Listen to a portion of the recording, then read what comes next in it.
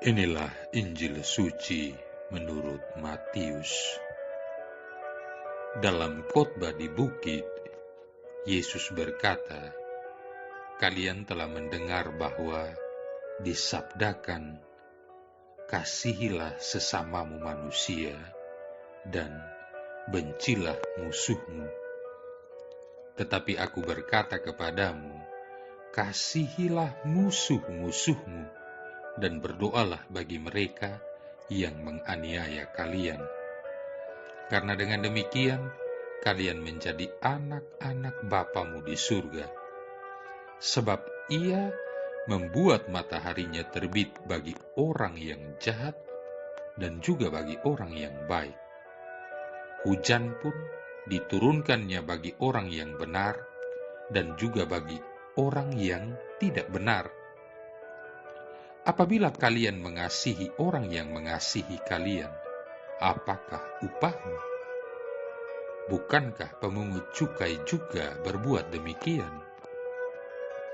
Dan apabila kalian hanya memberi salam kepada saudaramu saja, apakah lebihnya dari perbuatan orang lain? Bukankah orang yang tak mengenal Allah pun berbuat demikian? Karena itu, kalian harus sempurna sebagaimana Bapamu di surga sempurna adanya." Demikianlah sabda Tuhan.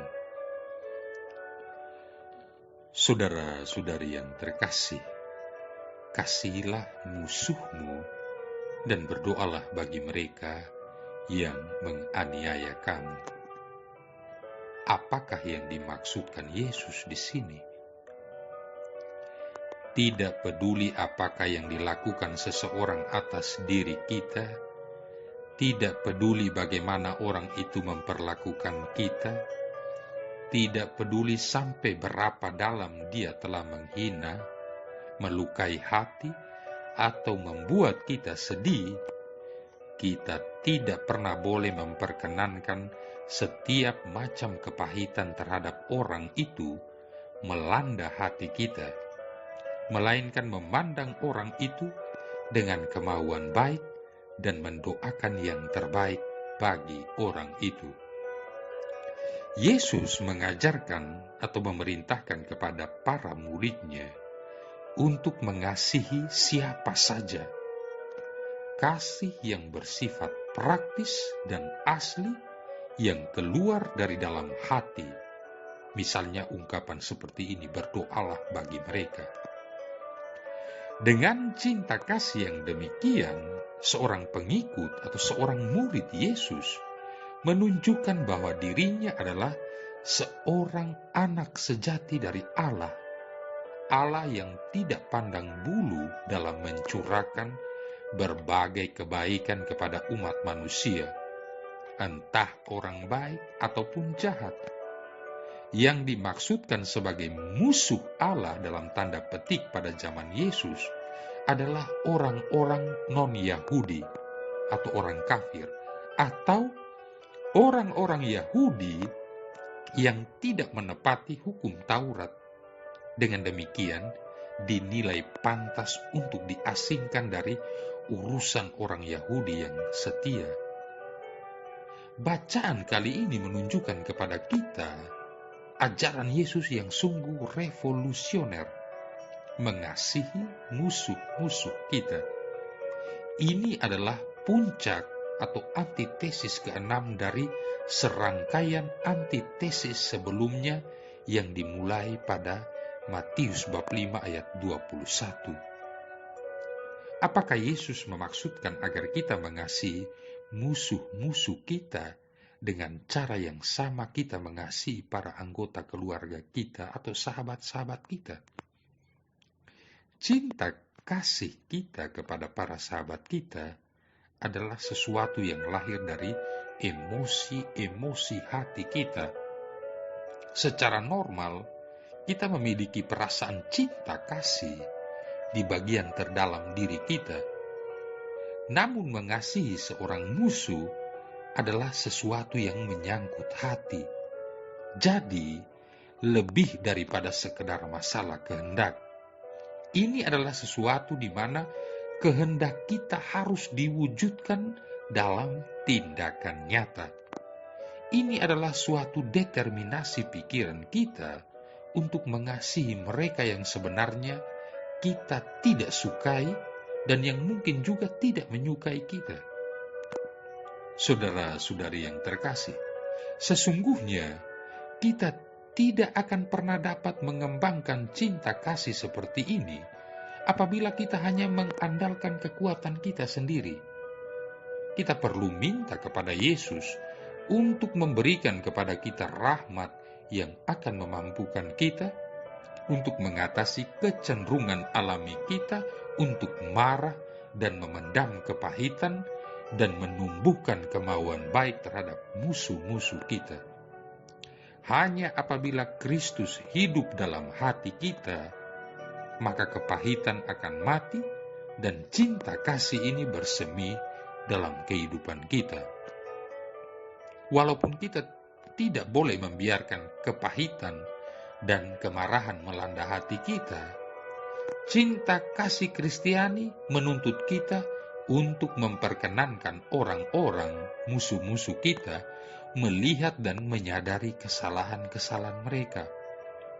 Tidak seorang pun dapat mengatakan bahwa orang tua tertentu sungguh mengasihi anaknya apabila dia membiarkan anaknya melakukan apa saja yang dikehendakinya. Apabila kita memandang seorang pribadi dengan cinta kasih Kristiani, hal itu berarti bahwa kita memperkenankan dia menyadari akan kesalahan-kesalahannya, dan kita melakukannya dengan pasti, bukan untuk membalas dendam, melainkan untuk membantu membuat dirinya menjadi seorang pribadi yang lebih baik.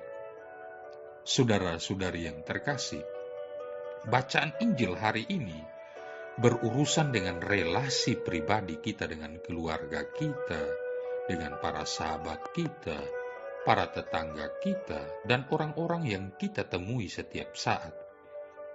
Tentu saja hal ini jauh lebih mudah untuk diucapkan mulut atau bibir kita daripada diwujud nyatakan dalam perbuatan.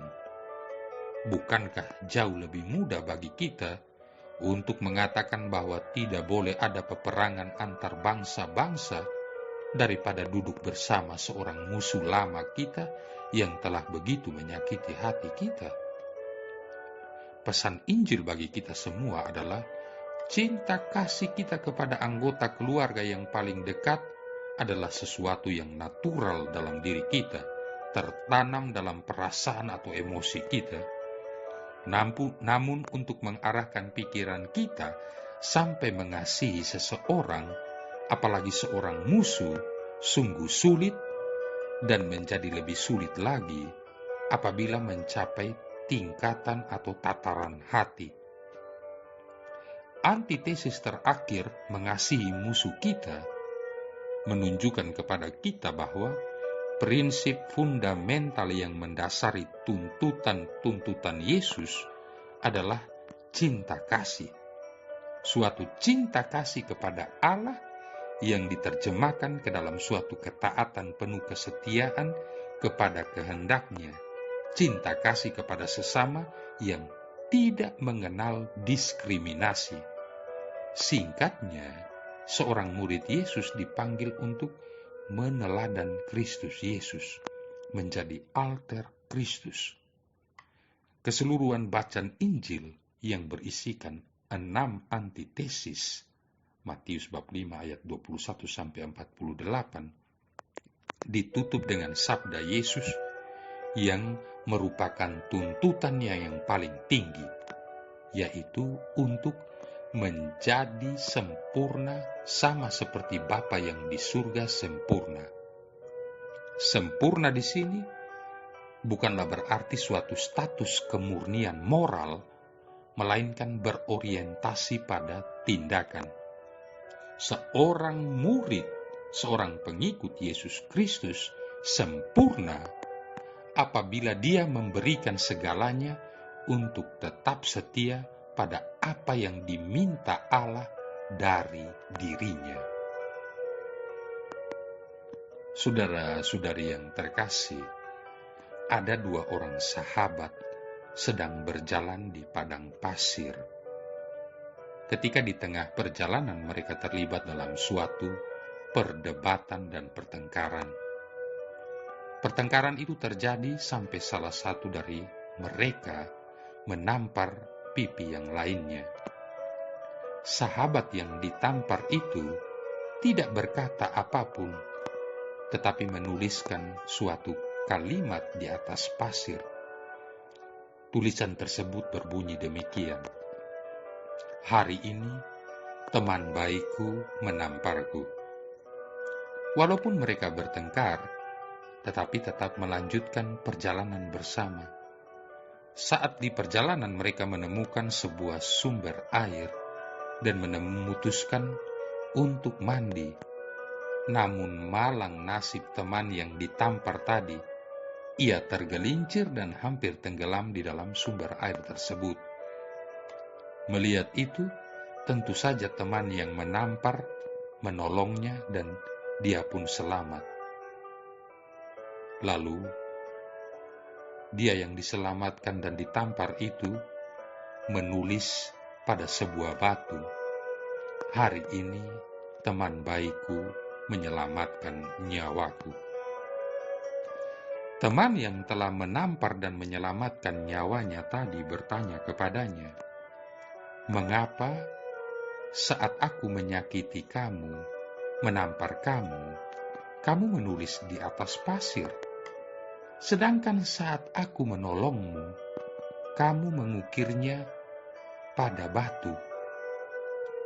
Kemudian ia menjawab, "Ketika seseorang menyakiti kita, kita menulisnya di atas pasir, agar angin dapat menerbangkannya dan hilang sehingga dapat termaafkan. Tetapi ketika seseorang melakukan hal yang baik, kita harus mengukirnya pada batu, di mana angin, hujan, atau apapun tidak dapat menghapus, sehingga kita akan selalu mengingat dan mengenangnya." Saudara-saudari yang terkasih, alangkah indahnya dunia ketika kita manusia masih mau saling mencintai, bahkan di saat ada kekecewaan dan penderitaan yang melanda. Ini semua tidak akan dicapai dengan usaha manusiawi belaka.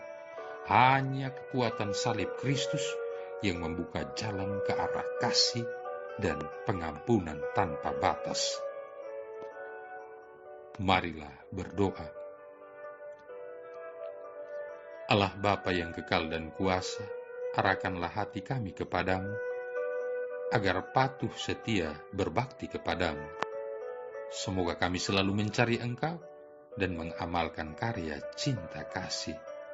Demi Yesus Kristus Putra-Mu Tuhan dan pengantara kami, yang bersama dengan Dikau dan Roh Kudus hidup dan berkuasa, satu Allah sepanjang segala masa. Tuhan memberkati kita sekalian, Bapa, Putra, dan Roh Kudus.